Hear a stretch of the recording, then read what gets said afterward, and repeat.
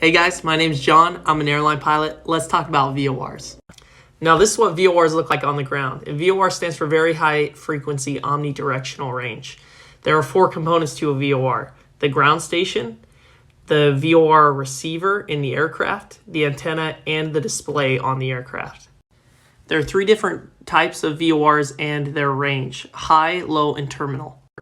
In order to find out what range your VOR is, you can go to your chart supplement, go to the airport facility directory, and find the VOR that's attached to the airport. And you'll see Wasatch VORTAC. It has the H in parentheses. That means it's a high VORTAC.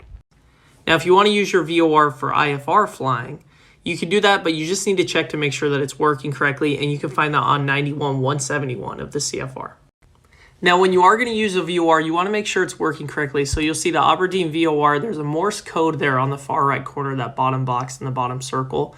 You want to listen to the Morse code, and you want to actually make sure that that's right, because if it's not working, it still will show a Morse code sometimes if it's a test code, so it'll be TEST for the Morse code. So you want to make sure you listen to the right one. Now, there are a few VOR errors and limitations you want to be aware of. So line of sight, misinterpretation, reverse sensing, bending and scalloping, polarization, cone of confusion, CDI sticking, LBS calibration, and propeller modulation. So those are the ones that you want to be aware of, and you can learn more about in your books. You also want to know what they look like on your chart. So here are radio aids to navigation, the VOR VORTAC, VOR DME, other facilities, the NDB, and the NDB DME. All right, guys, now just a couple of last notes here. VORs are primarily to aid you in tracking to and from VORs. So you do this by tracking your CDI and centering the CDI and then hopping on the radial or the bearing if you're going to the VOR station. Now, for all you training pilots out there, let's talk about how to track a VOR to and from and how to tell how far away you are from it. Okay, now this is your instrument on the plane. You have your course index, which is how you select your radial or bearing, and you use that with your OBS knob. You have your to from indicator showing if you're tracking to the station or away from it. You have your CDI needle showing your course deviation indicator, so showing how far off you are on course.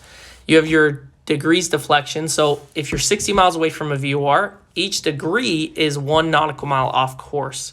So if you are 30 miles away and 2 degrees, which is 1 dot deflection, you're now 1 mile off course.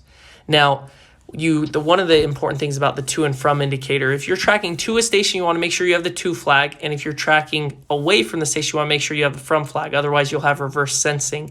And the course deviation indicator, if you're off course left, it'll show you're off course to the right. Now, even though VORs are being phased out by GPS, they're still important to know. So if you have any questions, hit us in the box. If not, we'll see you in the skies.